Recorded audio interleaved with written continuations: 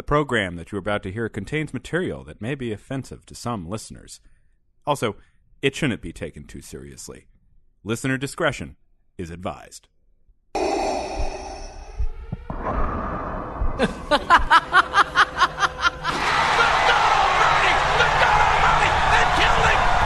Go ahead. Make my day. 2, 1, 0.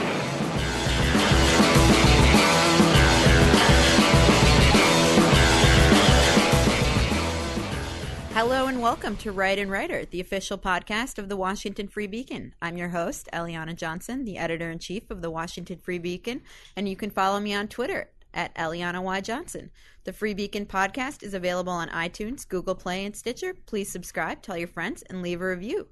Joining me from the right today is Free Beacon founding editor Matthew Continetti. You may remember him from such mainstream media programs as Real Clear World, Fox and Friends, and All Things Considered. You can follow him on Twitter at Continetti. Hello, Matt. Hello, Eliana. Further to Matt's right is Free Beacon president Aaron Harrison, recently named Podcaster of the Year for the second year running. Congratulations, Harrison. Well, listen, it's an honor. The Broadcasting Association of the American Patriot, I want a special shout out to them. Good people. They've been longtime listeners, and honestly, like these awards, I don't do this work here on Right and Writer for the awards. I do it for the people of the United States of America. Is that like the Western Journalism Review of Broadcasting? The group that gave is that? I believe there may be a slight affiliation. Something. It's Facebook company. Primarily. Allies. It's like a Google outfit. Headquartered in Macedonia, somewhere in a building that gave you this award. I'm told that I had a very strong and arguably unique online surge of support from members of Eastern European countries right. Leading up to the final vote tally. And Phuket Island. Huge Phuket. Look, and I that's just want the to votes that matter. Well, and here we are in like the 15th anniversary of the Phuket tsunami. That's true. Look, we've been big supporters of the recovery efforts out there. Moment of silence. And I just want to give a special shout out to all those people and all the lives lost out there. Big fans of the show, and I'm big fans. It's a real way to turn what started as kind of what you just did there is a clapback. You clapbacked at me. You turned my jibe into a moment of sympathy real, for that was a real Greta Thunberg tragedy. Move, Harrison. Yeah, well, yep. It was. It was. That was. Way to channel Greta. Are you studying Greta? Well, listen, I have a deep passion and care and love in my heart for all people of this world. Mm-hmm. Anybody who listens to this podcast knows that my love is universal. I only wish our success as Americans in the United States of America for everybody else in the world. See the light, come towards the light, but stop at the wall and come in legally. Returning to the program is the chairman of the Free Beacon, Michael Goldfarb, international man of mystery and licensed Republican consultant. He always keeps our panelists in line. Hello, Goldfarb. I think I'm failing at that today. Yeah. Welcome to the Right and Writer 2019 Year in Review, where we'll reflect on the most MAGA-tastic moments of 2019. Up first, believe it or not, it was only 10 months ago on Valentine's Day of 2019 that our esteemed Attorney General William Pelham Barr was confirmed by the Senate. Barr quickly established himself as one of the most influential members of the Trump cabinet and, more importantly, made snitty a household term. In May, Barr turned in a rock star performance, testifying before Congress on the Mueller report, beating back the wokesters' hysteric attacks on his summary of the report and fulminations over Bob Mueller's complaints about it, which he relayed to Barr in a letter. Barr told Congress, quote, "The letter's a bit snitty, and I think it was written by one of his staff people." And that was before Barr got to making the case against the FBI's investigation into the Trump campaign and his allegedly controversial claim that it was spied on. Matt, name a more consequential American patriot in the year 2019. I dare you. Well, I think it'd be hard because when I look back at this year, as I did recently for a column, I think Barr was key to Trump's success. And it was the way that Barr obviously Barr benefited from the fact that Mueller was unable to find anything amounting to a criminal conspiracy between the Trump campaign and Russia, and that also helping Barr was the fact that Mueller would not definitively say whether the president obstructed justice or not. But so he was helped by Mueller, but Barr nonetheless, I think, handled the results of the Mueller investigation extraordinarily well. And now we know, thanks to the Michael Horowitz IG report, that everything Barr said is true, and that there was real malfeasance at the FBI, that the Trump campaign was spied on, as Barr says, a good English word. And if I just can go on for one more second, the best part about Barr is he is really using the cabinet position to not only do his job, but also to speak out on larger topics. And so I think he's given some really important speeches about the role of religion and the role of the police and the role of courts and how bureaucrats and judges are getting too much power. And so this makes him just a truly, I think, significant cabinet official. Well, I think what the story of Bill Barr in 2019 shows everybody is that leadership experience matters when it comes to leading a department or leading the federal government in the executive branch in the United States. Bill Barr, for those who don't know, was previously Attorney General in the H.W. Bush administration. He comes in to lead a Department of Justice that is in total turmoil because it had leadership that really didn't know what the hell it was doing. I mean, Jeff Sessions, God bless him. He's a good conservative, but he was a United States senator. U.S. senators, by and large, they're not leaders. They're people who cast votes. If they listen to Mitch McConnell. There's one leader of the U.S. Senate. It's Mitch McConnell. Everybody knows this. The other senators do what he tells them to do. I digress. But when I get back to Bill Barr and his leadership, he gets there. He's done this job before. He knows how to operate effectively and out of the spotlight, okay? Jeff Sessions was listening to the media. He was listening to the deep state. He was listening to his own base. He was sometimes listening to the president, but usually not. Bill Barr knows who he answers to at the end of the day. It is the president. It's the American people. Bill Barr is giving clear leadership to a department that was in desperate need of it, and now we have a direction, and we are going in the right direction in this country, and I think that everybody has seen him in action, is very impressed by the work he's been doing. Well, Barr is interesting, I think, because he's done a fantastic job, I think, pushing on the pre-Trump Republican Party priorities while simultaneously pushing Trump's priorities. And sometimes those two are in tension, but he's managed to do it in a way that hasn't pissed off Trump. Well, he cares not what the media says about him. I mean, that's also endeared him to the Trump base. But, I mean, he's formidable in the sense that he really knows his subject area, and there's no way that a member of Congress or a member of the press is going to one-up him in like a verbal back and forth. Well, Matt, I went and watched the Pete Williams interview on your recommendation last time, but Mike? Yeah, well, that was how we got that moment at the hearing. One, it is the case that in the good old days, Democrats would summon Republican administration officials up for hearings, and they would get embarrassed because, let's be honest, like elected officials in the United States Congress are not the smartest people in the country. It's not the 535 brightest people in America. But it was a time when the people who ran these departments and like the top aides really were just frighteningly bright. And so he went up there and he was smart, but he knew Mueller. He'd known him for 30 years. He had been his boss. He'd been working with him forever. And so he calls him Bob. Yeah, and so when the Democrats who had turned him into this kind of demigod before he got out in front of the Congress and sort of shit the bed. Mueller, you're talking about. Mueller.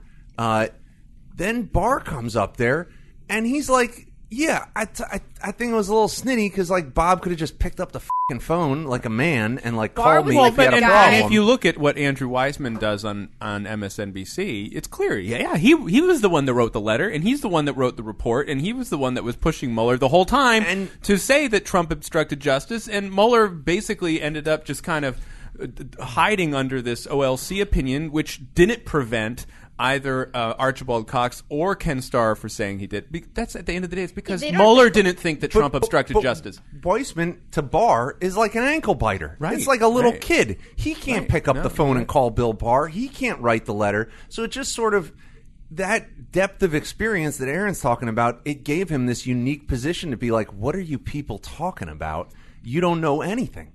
And that was just it was great. Just to Eliana's point, real briefly, like I think the key is if you look at the most successful cabinet officials, and they're clearly it's Barr and Pompeo, you have to get your relationship with Trump right by knowing what he wants, and then if that's okay, Trump will give you a lot of leeway to do what you want, because at the end of the day, Trump only really cares about his priorities. A lot of them are himself. And so other ones like Matus, for example, he never was willing to make that kind of commitment to say, oh, I do work for you, or I understand this is your priority. I'm going to work toward that end as well. And as a result, you see them leave. Well, and I want to offer credit where credit is due. You know, the day that Bill Barr was nominated for Attorney General, there was one person that stormed into my office that said, finally, my longtime personal friend, William Barr, is back in charge of the Department of Justice. And that guy is sitting in this very room right here. Legal His name analyst. is Victorino Matus. Right. He is the food and beverage director of the Washington Free Beacon, and he is also our legal correspondent. And you've here on known Right and Right. Barr for how many years have you known Boy, him? since 1992. My old 92? friend, Yeah, 1992. 27 years. That's right. Well, I wasn't hired to be chief legal correspondent for nothing. That's right. Please. And in related news that the mainstream media would very much like to forget, in mid-April of 2019, Special Counsel Robert Mueller released his report to the American public, and the response was a massive meltdown for the libs, who had been relying on the report to produce a bombshell that they could use to jumpstart an impeachment inquiry. Instead, Mueller and his team declined to reach a conclusion about whether President Trump was guilty of obstructing justice. The MSM went through all 7 stages of grief. There's 7, right? 7 stages of grief, from shock and denial to anger and bargaining, reconstruction and working through, and finally acceptance and hope that the in-person testimony of Mueller himself might deliver what his written report had not. Unfortunately, it turned out that the once formidable Marine is senile. The Wall Street Journal reported that, quote, Mr. Mueller, 74 years old, struggled at times to follow lawmakers' questions, repeatedly asked for clarification, and appeared to forget details of his own report. His voice cracked on occasion. Matt, this had to have been one of the major moments of the year. Well, absolutely, and I think it's related to our discussion of Barr. I mean, Mueller came up short.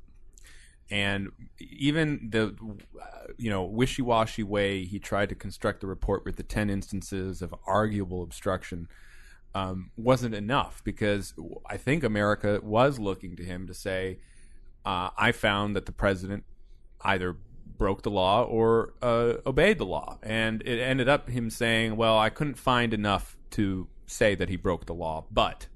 And that just doesn't win the day in the Congress or in the American public. He essentially said that he was hamstrung from saying whether Trump broke the law, which is BS. It is BS. And this is, by the way, this fits in, just to get ahead of ourselves again, it fits into why the impeachment effort failed. I really do believe that if the Congress was unable to say that Trump violated a criminal statute, and because of that, even though you don't need to violate a criminal statute to be impeached, according to the Constitution, it helps. It helps. It helps in the public mind, and it helps in the legitimation of the investigation. And so there again, in both Mueller and Ukraine, Trump was probably up to Trump business, but it didn't rise to the level of a serious violation of the criminal code, or something that most people could, even Republicans, are put on the spot and saying, oh, well, geez, maybe he shouldn't have broken the law. Turned out he didn't break the law in either case, so what are you going to do? Well, the question for me that comes out of the whole Mueller fiasco and the Russia investigation is, how many failures are the American people going to put up with that are coming out of these politically motivated pressure campaigns to investigate the president? Everybody that paid any minute of attention to this investigation comes away feeling that it was a failure because it led to nowhere. Number one, there was no clear crime that was being investigated. It was like, was there interference? Wasn't there interference? How did it happen? We just heard that it happened. There's no real proof that they actually did interfere in coordination with the Trump campaign. So this thing goes on for 2 years, and it ends up becoming nothing. And what happens 2 weeks after this damn thing comes to a final conclusion? The freaking Ukraine call happens, and then you've got the impeachment thing. Well, So the Ukraine call happened the day after Mueller literally testified. right. Well, it came out like 2 Yeah. weeks later, right? So, but that just shows you what the whole strategy of the Democratic Party is. It's just one right after the other, and that's what you get when you have a Democratic majority in the United States House. Is that they can lead these investigations, and they go on and on and on and on, and they will never end as long as Democrats continue to exist in this country in a political sense. And we hope that won't be very long. Point. That's why we do what we do around here at the Right and Rider podcast. Mike, anything, or should we skip to our next? Well, one point that I think is worth noting is like Donald Trump has gotten this far in life not because he is a schmuck, and he's been in a business where there is real regulation, there is real oversight, there is also a lot of dirty business. A lot of people do go to jail in the real estate business, right? In New York City. There is like this interplay between that and the unions and a sort of, criminal underworld. But Trump's like gotten through that, and they keep thinking they're going to like get this guy on some technicality or something worse. But like, I think Trump knows where the line is, and he doesn't cross illegal in-kind contribution, Yeah, right? it's always Remember in a Stormy penny Daniels? ante No, it's they're trying to kick him out of the game for a personal foul. Nixon it's like, oversaw a burglary. Everybody knew what covered it that up. meant, and he covered it up. And Donald Clinton Trump, lied. he's like, I didn't do anything wrong. It was a perfect phone call. No, is it a perfect phone call? It is not a perfect phone call. But he knew that there was like personal nothing opinion. in there that you don't got him. The glove doesn't fit. well, there was no body to say that there was a murder in the first place, and that really is a credit. Look, I want to give credit to the American people for not buying the bullshit that is coming out of the Democratic Party and their friends in the media. All right, Mike is exactly right. The impeachment, the articles of impeachment that just came out of the House are two subjective charges. They are whatever you want them to be. Obstruction of Congress, completely nebulous. It is whatever they want it to be. And the other one is abuse of power, which is also subjective. There's no crime. It's like abuse of power. Well, did he abuse his power when he ordered a Diet Coke by pushing the button too many times? I don't know. Is that abuse of power? I don't think so, but they seem to want to impeach him over it. And the same thing with the Russia investigation. It was a charge and an investigation without an underlying crime, and the American people are getting sick of it. We're seeing Trump's numbers go up. His approval number ratings have gone up from the beginning of this process to where we are now. Pretty soon they'll be at 100%. Democrats 110. keep at it. God, well, yeah, you need the extra 10% in case they try to pull some of this legally mumbo jumbo again. Up next, if Robert Mueller will be remembered for the president he failed to take out of office, noted pervert Jeffrey Epstein at the very least managed to take out a labor secretary before Hillary Clinton got to him in prison. Before his untimely death earlier this year, and after helping to push former Trump Labor Secretary Alex Acosta out of office, Epstein managed to besmirch the reputations of everybody from former President Bill Clinton to Microsoft CEO Bill Gates and the Duke of York, who was forced to give up his public duties last month. Gentlemen, did anybody leave more of a mark on 2019 than this pervert? Well, I would say to be determined. Here's what I still can't figure out is the portrait of Clinton in the blue dress that was in the townhouse. That is a What is There's so going many. on This there? rabbit hole goes so deep. Someone needs to report on that. it's- What exactly was going on there? Admiration, right? He got a sense of humor. But he's pointing at the viewer. But Clinton like, you're went next. to that house. So, like, would Clinton see it? Did he wear the dress? Did he pose for it? Those are questions that need to be asked because reports are out there that Bill and Hillary were at the New Mexico ranch where this painting is hanging. So, you tell me. I mean, The painting was in New Mexico, not in New York. That's correct. Okay, That's my I understanding. I got to, look, there's a lot of. Well, I'm sure your convoluted- sources are impeccable. So I'm just Most gonna of my go sources- follow- knows people follow in you. there. Let's be honest. Most of my sources have been eliminated. Okay, they just keep dropping left and right on this story. I've been hunting this thing down left and right, night and day, and there are sources that are just falling off the face of the earth. There were surveillance tapes outside the federal courthouse from where Jeffrey Epstein was being held, where he allegedly hanged himself, and those things have now gone missing. So you had the malfunctioning camera inside the cell, Maybe and now they're you in have Ukraine. missing. Did I just plant a seed in your mind there? I don't want to go back there. You know how much time I've spent in Ukraine following Rudy Giuliani around. He's been arranging all these wonderful dinners and 5-star hotel stays. But the travel itself is wearing. You know, we're not flying on Air Force One. We are not flying first class over there. We are on, C-130s. I'm in the cargo hold. Like, I don't even have a seat on half these flights. They just strap me down like Hannibal Lecter. It's uncomfortable. Speaking of legal issues, Victorino, our legal correspondent. We go now to him for a roundup of this year's top legal stories. Vic. Hello, Eliana.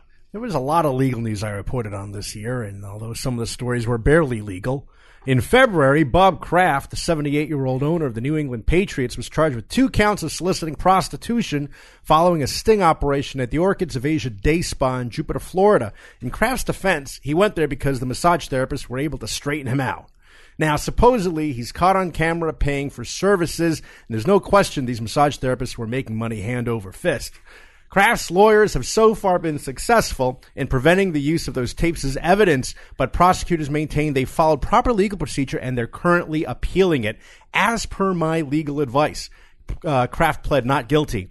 Although police still want to pump him for information, my prediction is in the new year he will beat off these charges. In March, we learned about Operation Varsity Blues, in which the rich and famous were exposed in a criminal conspiracy to get their not-so-qualified children into elite schools. The biggest names were actresses Felicity Huffman and Lori Loughlin.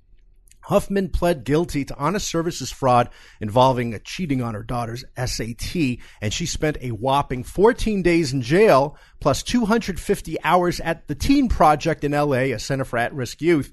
Loughlin's case is ongoing. She claims she had no idea the $500,000 she sent to the college fixer, Rick Singer, was going to bribes. She thought it was going to USC as a big fat donation to get her daughters into the university.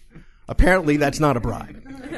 Anyway, Lori's facing extremely serious charges of bribery and money laundering that could send her from Full House to the Big House. Stay tuned. And then there's Craig Barr of Tennessee, who sued Popeyes for not having enough chicken sandwiches. Oh, yeah. As you know, the Popeyes chicken sandwich debut led to a literal feeding frenzy. In Maryland, a man was stabbed and killed by another customer for cutting the line. But Barr, who sued Popeyes in August, is still waiting for justice in the form of $5,000 in damages to his car. At least one of the Popeyes locations he went to had massive potholes. He just went searching for the chicken sandwiches on a wing and a prayer. Anyway, this is headed to trial on January 8. I will keep you abreast. Now on to the good news. The Hunter Biden paternity suit continues. Yesterday, or the other day, I should say, London Alexis Roberts' lawyer filed a motion saying Hunter Biden, the baby daddy, has failed to answer the reasonable discovery request, what we call the interrogatories, prior to the next hearing. You involve Barr. Yes, that's right. The questions like how much did Hunter make while he was on the board of Burisma? So December 19 was the deadline for both parties to turn over all financial records to the judge, who will determine child support for baby doe. Alas, the records remain sealed. As you know, Biden is now the father of 4 and 1 on the way with the latest wife, Melissa Cohen. The next hearing will be on January 7. And finally, let us not forget about our good friend Michael Avenatti, who in March was arrested by the feds and charged with extortion against Nike, and at the same time, prosecutors in California charged him with bank and wire fraud. On Tuesday, December 17, the former lawyer to the stars, or at least the porn stars, appeared in a Manhattan federal court and pleaded not guilty to charges related to Nike. Avenatti also pleaded not guilty to the California charges. The Nike trial is scheduled for January 21, 2020, just 2 weeks before the Iowa caucuses. So who knows? I'm just saying. So it looks like it's going to be another big and exciting year in legal news. I look forward to extending my hefty retainer with the Washington Free Beacon. And we all look forward to your Georgetown Law commencement address this spring. I was actually just invited to speak at Georgetown, but not as chief legal correspondent, at my other capacities.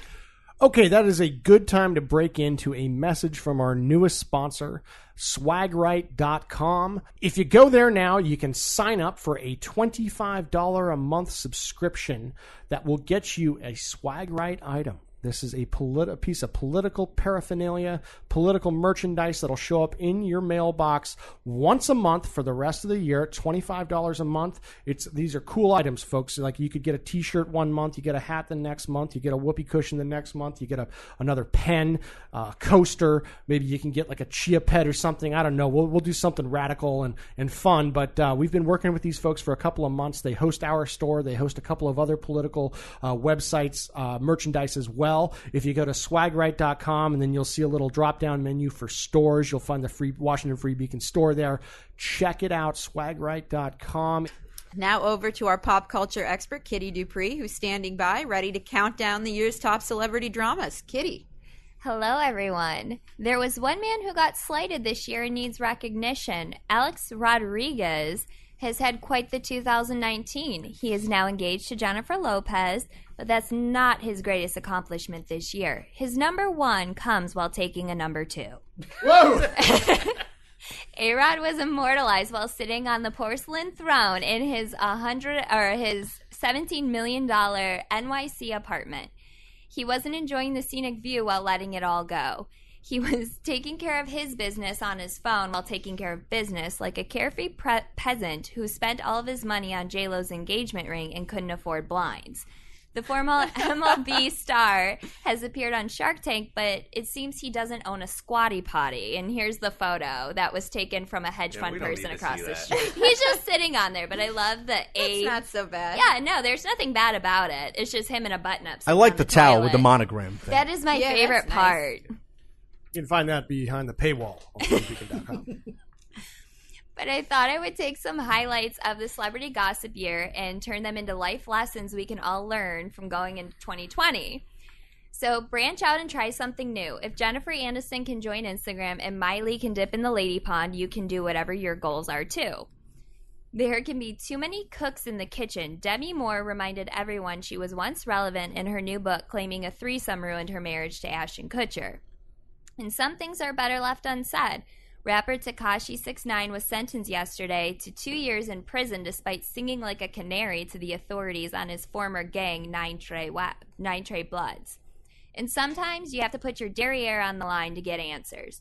Josh Brolin not only helped me learn what perineum means, but also that if somebody tells you suntanning your booty hole will help your well-being, then you must try it and see for yourself. And people will believe whatever they want to believe. Former NBA player and recovering sex addict Lamar Odom is supposedly abstaining from sex. Sorry, I obviously don't know what that means.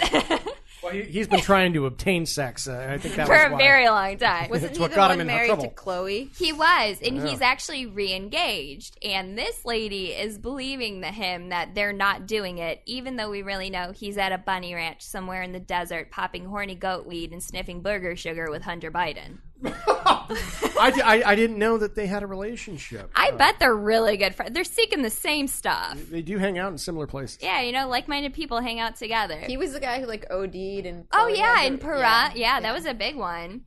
And even with the year ending and lessons learned, there are some things that will never change, like old men always getting engaged to barely legal ladies and Hollywood helping keep the divorce rate up. But I just appreciate that you guys let me come back every week. So far. For now. So far. TBD.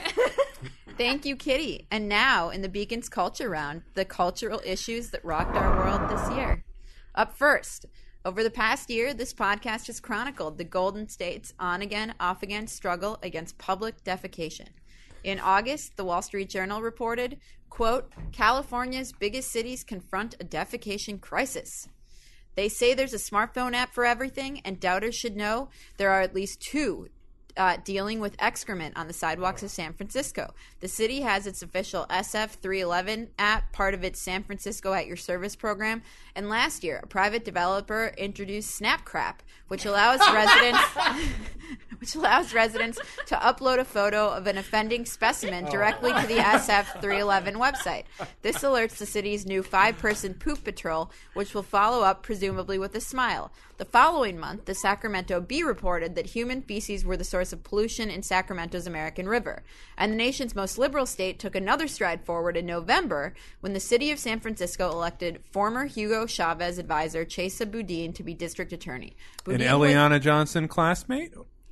He was 3 years ahead. Oh, 3. That's right. He Yes. and I were at college with. Okay. Yep. Boudin was elected after vowing on the campaign trail not to prosecute, quote, quality of life crimes, including public urination. So the state of California now shall confront crises of both the number 1 and number 2 variety. Matthew. Well, they're going to have to hire a lot more poop patrollers because 5, the number you quoted, seems to me to be wholly inadequate at the moment. And there's probably going to be a lot more of it. Recently, I learned that 50% of the nation's homeless are in one state, in the state of California. And so this is a public health crisis of tremendous proportions. And no one seems to want to do a single thing about it. Mark it down in Democratic governing successes. Well, or you can just go across the river here in Washington, D.C., and you begin to see how the tent cities are spreading. And the Supreme Court just refused to take this case from the Ninth Circuit, where the Ninth Circuit said you couldn't ticket public camping because that amounted to a cruel and unusual punishment. The case was out of Idaho, I think. And it was appealed sensibly to the Supreme Court, but for whatever reason, the court refused to take the case. So we're stuck. These things are always like it's murky confusing because it's and legal, narrowly, right? Exactly. And So there might be other cases or things like that, but that's eventually the only way you're going to address it is by having the will to say to public campers, get out. And if you remember the whole Zuccotti Park back in Occupy Wall Street, that's basically what Mayor Bloomberg did. He had let them have their fun. Boy, for wait about, till that comes up on the campaign. This is one of those things. 4 months, just like 100% certainty. These cities will be mugged by reality eventually, and in fact, they will actually get mugged. And people will, at some point, say this is madness and do something about it. I mean, it's just not sustainable. It'll be when they cause public health crises, like contaminating starting. water and dysentery. Starting. But and I remember with Zuccotti Park, because I actually had to go down there with a microphone. I was working at Fox News. It was when rapes started happening. Right. So. Right. Well, you have that. Well, you already have that on Skid Row in L.A. and the authorities just don't. They just seem boggled by it because they are believers in the egalitarian ethic. Where everybody needs a home, and how dare we say that you can't live here if you don't have a home? And obviously, we cannot constrain mental patients to institutions, and the results are just terrible for cities. Well, this has really presented a personal problem for me. Anytime I find myself in the Golden State, which I do frequently, and as somebody who has certain beliefs, certain insecurities, I like to use a men's room. Okay. Now, my understanding, and this is something that has kept me out of the state of California for the past couple of years, is that they no longer have men's and women's rooms out there. They just have these gender neutral bathrooms. A lot of places do. And so, because of the way I was born, I don't feel comfortable going into such places. But as a human being, I still have to defecate and urinate and do all the things that you need to do in a bathroom every so often. So you use the Sacramento River? I've been using I've been using the streets of Long Beach. And I don't want to drag up any suppressed memories from anybody out there, but it's not safe to poop on the streets of Long Beach anymore. It's not safe to poop on the streets of Hollywood, especially around the Walk of Fame, where there was this poor woman who was attacked with a flaming bucket of diarrhea no fewer than like 8 weeks ago. Everybody read about this. It wasn't literally flaming, though. No, it's just for... it was. I'm not part of everybody. Vic, she said it was hot diarrhea. Oh. Okay? I don't know how you can drop it in a bucket news. and it's hot. I mean, maybe... Listen. Okay. Yeah, we'll just continue. Look, all I'm saying is that it's a jungle out there, and the streets are covered in poop because normal people like me don't have a comfortable place to go anymore. And when you combo Because that, of the gender-neutral bathroom. yes, discrimination. That's what's driving the crisis. I think that's adding to it. Look, you've got normal bum poop. All right, Look, all right, bums all have been right, living all right. in We're California moving on. for We got decades. it. We Should got I it. not- Best weather in the world. All right. Should I not tell you I pee in a men's room if the line at the women's Oh, I is always too do long? that. We've caught you in there a few times. I always do Yes. that. And finally, it was the best of times, it was the worst of times. That may be the best way to describe the drama of former California Representative Katie Hill's short tenure in Washington, D.C., which combined sexual intrigue, naked pictures, accusations of revenge porn, gross media bias, and a Democratic scalp all in one neat pre-Christmas package. Going to you on this, Goldfarb. You know, it was a career that just climaxed too quickly. Culture story of the year. She was wonderful while she lasted. You know, you could have figured that a bisexual 34-year-old might have had some pics out there, might have had some indiscretions, but they just jumped headlong into that thing. We still, her career's over, but her voice. Not so I fast, my have to friend. defend. I have to defend the bisexuals in Congress for this reason.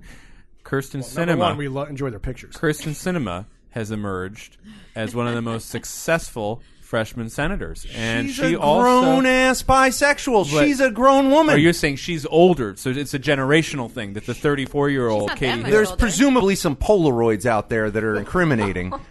but it's before the age of social media. You're So selling her short. There's got to be some Snapchat. no, all the photos were of her in the hula hoop, the pink hula hoop, and they tried to defeat her in that, and it didn't work because we wrote about that when she was running for Congress Adult Cinema in was the title. 2012. Yeah, 2012, and didn't work then.